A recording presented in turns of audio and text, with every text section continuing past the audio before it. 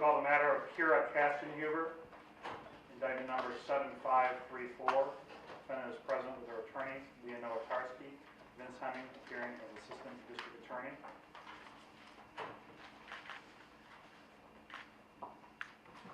Your Honor, may we approach briefly?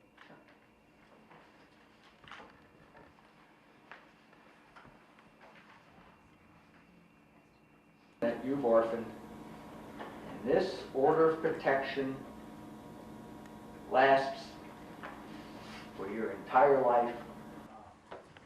I struggle to comprehend the violence of this murder.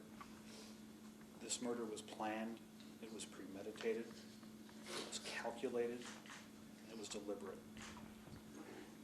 Investigator Darren Bilek from the New York State Police actually located a note where she planned this murder beforehand. This wasn't a spur-of-the-moment thing.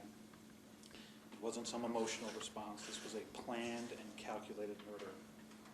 She actually wrote on the note that she wanted to go to Desi's house after her appointment. She would find a way in either the basement or the front window. She would find something to knock her out with.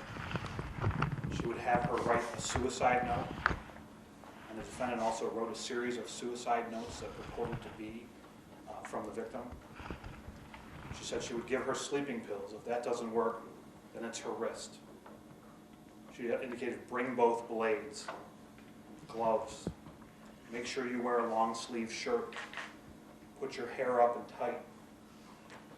Leave through the side door and make sure it's locked. Close whatever entrance I came through. And lastly, get rid of all the evidence. Be happy. Those girls or Larkin don't need her.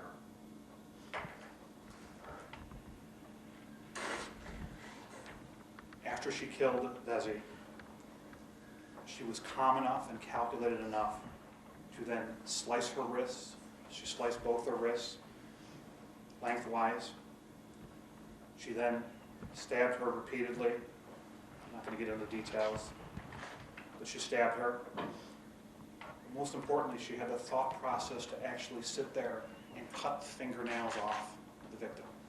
Cut the fingernails off and try to dispose of that evidence.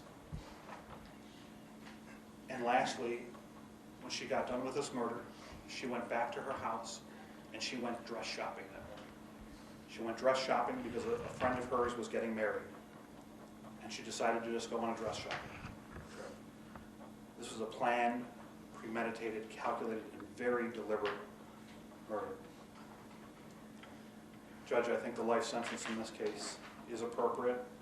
I know I will recommend down the road that she never get out. She took a sister, she took a mother, a daughter, and she took a friend from all of us.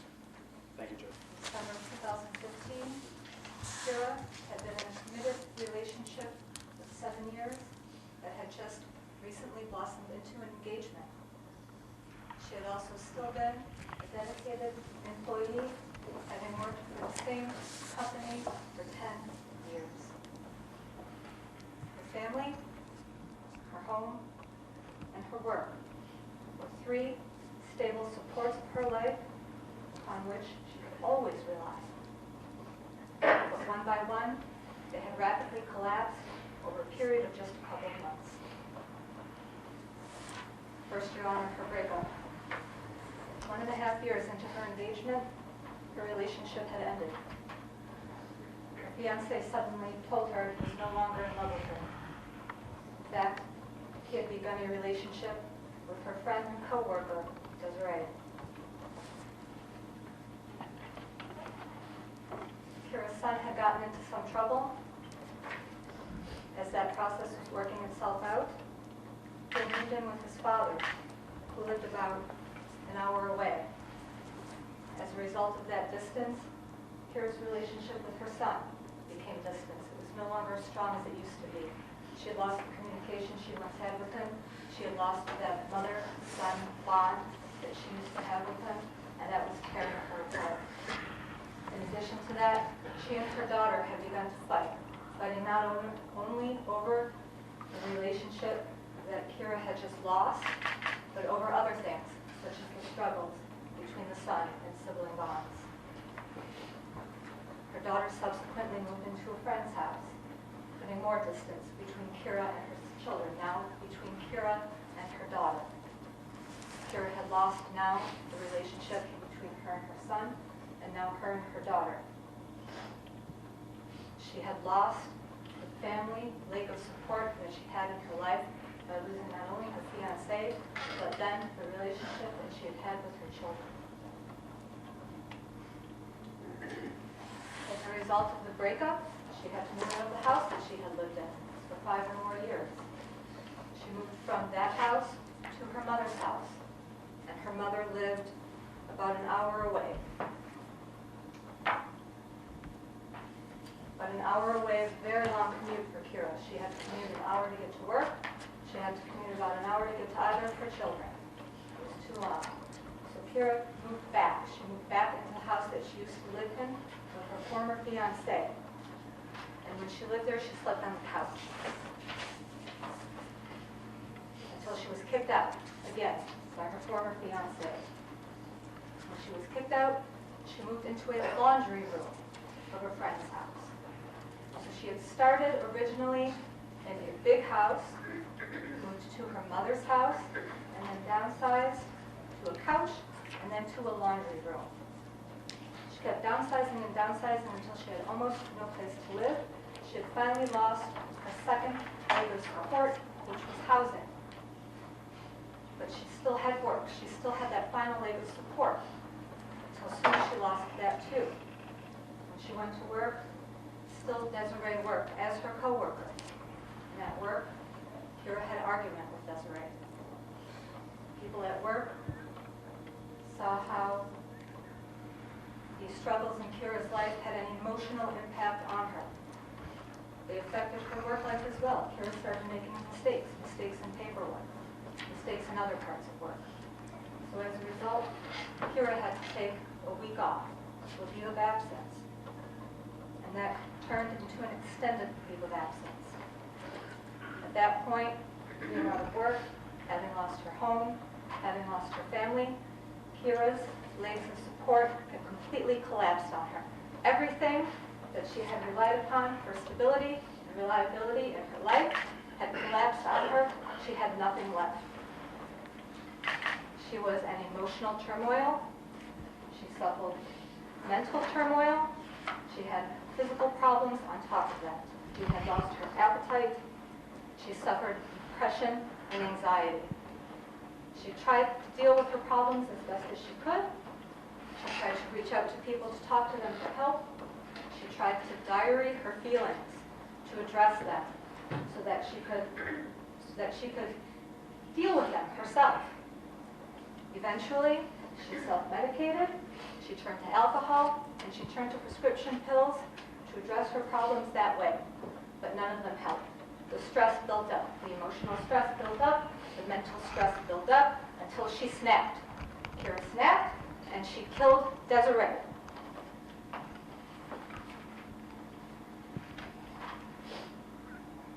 She killed Desiree, and it still didn't solve any of the problems. Kira was still emotionally wrought, mentally wrought. She couldn't take it. She attempted to commit suicide herself. But that didn't work either. She just couldn't end the suffering. She confessed to the police. She confessed to doctors at Strong Memorial Hospital. She confessed to a psychiatrist.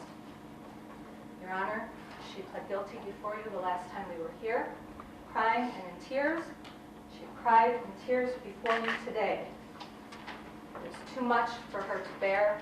It's too much for her to deal with her own behavior and the fact that she had killed Desiree, that she is responsible for this tragedy.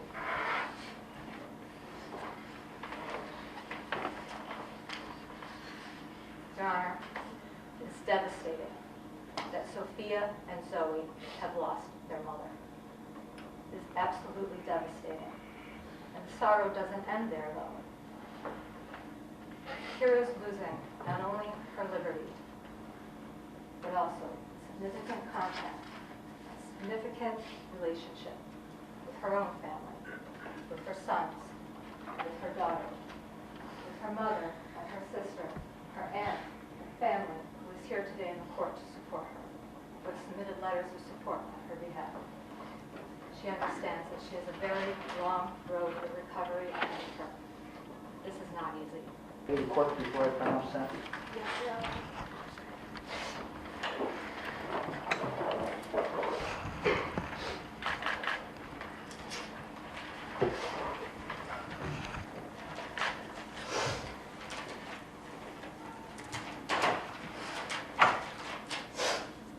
I stand here today before you knowing that I am the most hated person in your lives. But I also stand here taking full responsibility for killing Desiree. Responsibility for actions that are still not completely clear to me. I want you, her family, her daughters, Sophia and Zoe, to know how deeply sorry I am.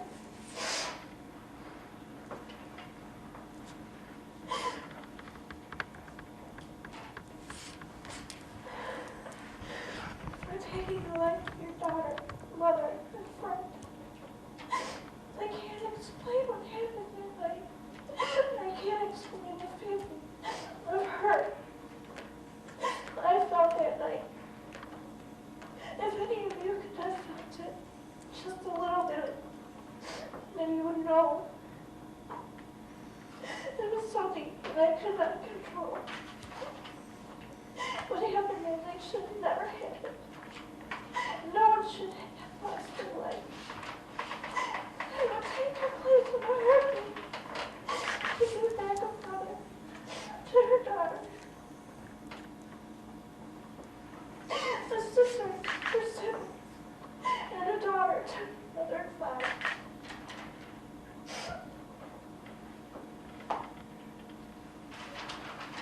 If I could turn back the hand of time, none of us would be sitting here today. I lost my emotions and lost.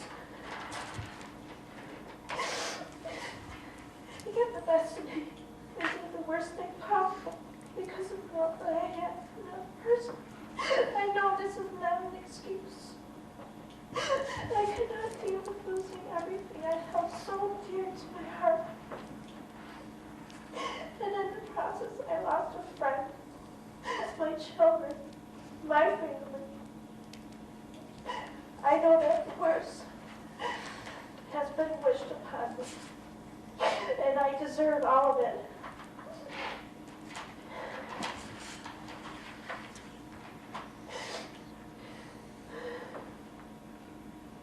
I know that this will haunt me for the rest of my life, and I can only hope and pray that one day your family and God will be able to forgive me for taking Desiree, a beautiful person from this world. Again, Sophia and Zoe, I never meant to hurt you. I never meant to take each other away from you. I am no monster. Just someone who wishes she could take it all back. I am so sorry. I miss her so much. And how could I have let myself do something like this?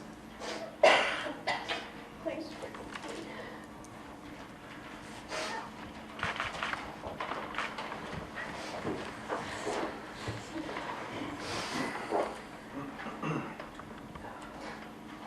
Would you please stand up?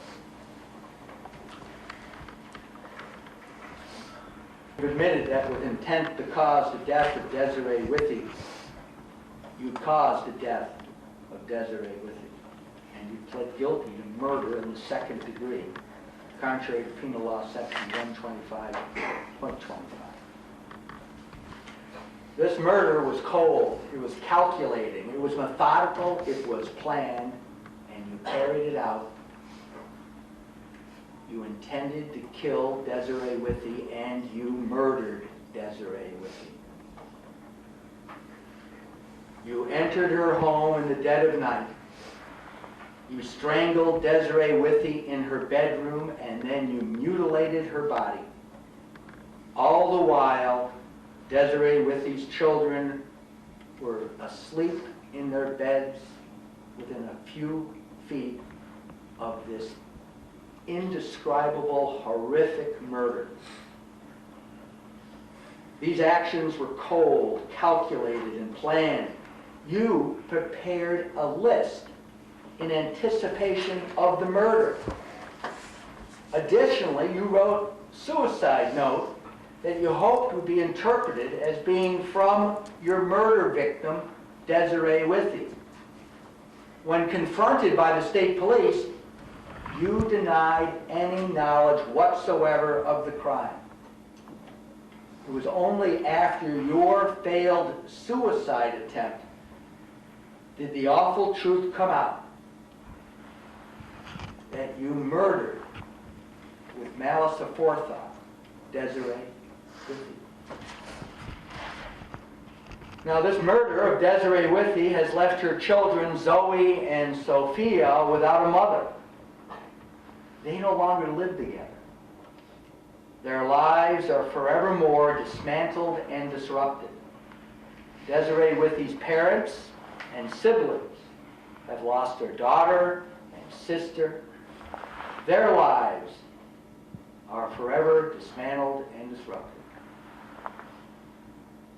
Desiree Withey will not be present for any holidays, family gatherings, or family events. They will go on, they will occur, but the memory of what you did will hang as a pall over all of those celebrations. But after hearing from the family, I know that they will carry on and they will attempt to the best of their ability to take care of Sophia and Zoe. The effects of the murder of Desiree Withey will resonate for lifetimes, generations. You are a destroyer of worlds, and it is the sentence of this court for the conviction of murder in the second degree that you are sentenced as a maximum term of imprisonment to life in prison. And based upon the plea bargain, the minimum sentence is 15 years. This will be read, hopefully, by people considering a release from state prison, and it is my hope that they understand that it is my hope and desire that you are not paroled from prison because of your cold, calculated, planned murder and mutilation of Desiree Withey. Anything further, Ms. North-Harris? Yes, Your Honor, I would ask that my pre-sentence memorandum be attached to the pre-sentence report. No objection, Judge. Is there a request for the pre-sentence report to be given to your client? Yes, Your Honor, I would also request that Ms. Kastenhuber receive a copy of the pre-sentence report. Equally no objection, Judge. And including the victim's statement, the victim's family statements?